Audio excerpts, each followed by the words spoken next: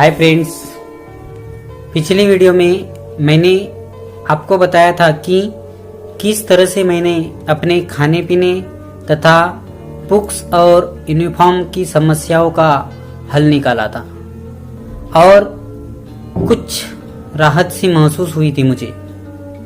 मगर मेरे घर की परेशानियों का कोई इलाज नहीं मिल पाया था।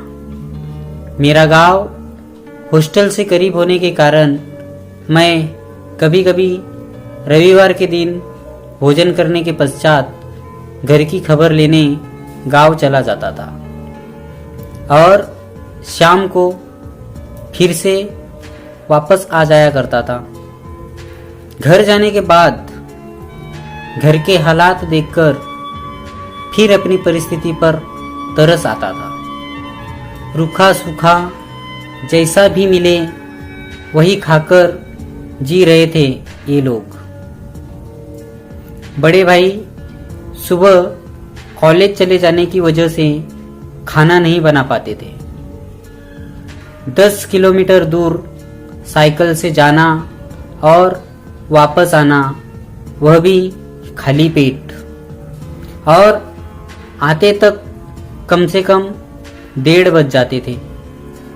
कभी खाना बना हुआ मिलता तो कभी खुद बनाते। खाने की परेशानी और घर की चिंता की वजह से बड़े भाई भी कमजोर पड़ चुके थे।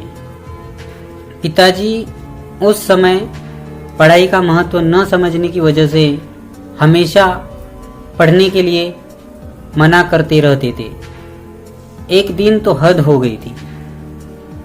भाई जब कॉलेज से वापस आए तो उन्होंने देखा कि पिताजी ने गुस्से में आकर घर में रखी सारी किताबों को फाड़ दिया है। यह नजारा देखकर भाई मन मारकर रह गए। करते भी क्या, क्योंकि वे भी जानते थे कि माँ के नागपुर जाने की वजह से ही घर में इन समस्याओं का सामना करना पड़ रहा है। अगर माँ गांव में रहे तो कमा नहीं पाएंगे, और कमाने जाए तो घर की समस्याएं, दोनों में से किसी न किसी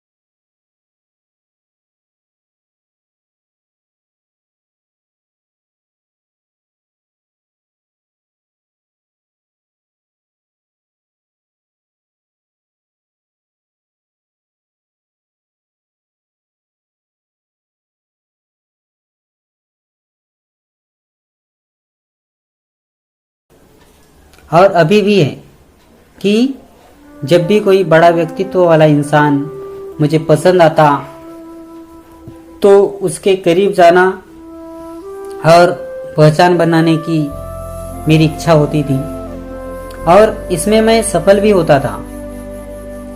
इसी आदत के कारण मैंने उस्तोड़े सर के दिल में इज्जत बनाई थी। लेकिन इसी आदत के चलते मुझे कई बार परेशानियों का सामना करना पड़ा है, क्योंकि जो इंसान मेहनत से आगे बढ़ते हैं तब वे लोग जो मेहनत नहीं करते जलन की वजह से उसके रास्ते में व्यवधान डालने का प्रयास करते। ऐसा ही तब मेरे साथ भी हुआ था। मैं और महेंद्र पढ़ाई में अच्छे होने के कारण हॉस्टल के अध्यक्ष यानी गणवीर सर हमें अच्छा मानते थे। कुछ भी हो तो हमें ही बोलते थे। यह बात कुछ बच्चों को गवारा नहीं थी, इसीलिए वे कोई न कोई अवसर पाकर हमें किसी तरह से परेशान करने की फिराक में रहते थे। वैसा ही एक वाकया मैं आपको बताता हूँ। दोस्तों, हॉस्टल में खाना बनाने के लिए एक बावर्ची रखा गया था, लेकिन उनका काम सिर्फ खाना बनाना था। वे खाना बना के चले जाते थे। उसके बाद हम सब लोग एक कतार में बैठकर खाना खाते थे।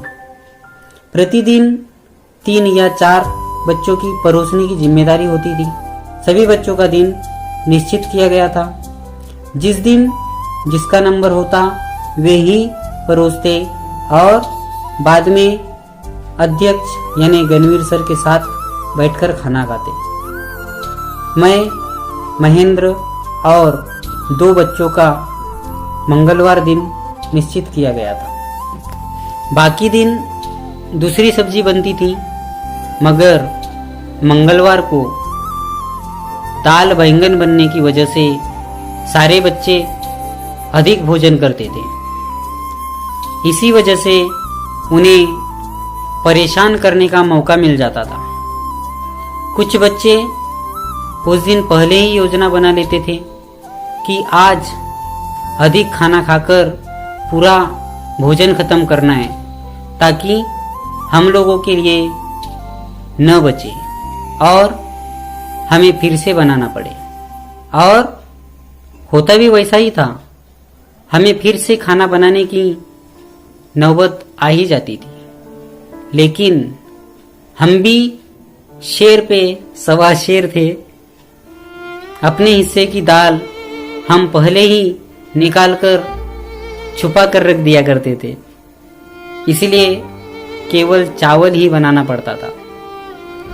बाद में गणवीर सर खाना बनाने में हमारी मदद करते थे और बाकी के बच्चे हमें दरवाजे से छुप छुप कर देखते और मजे लेते थे। लेकिन कहते हैं ना कि कभी कभी किसी का बुरा सोचो लेकिन उसका भला हो जाता है।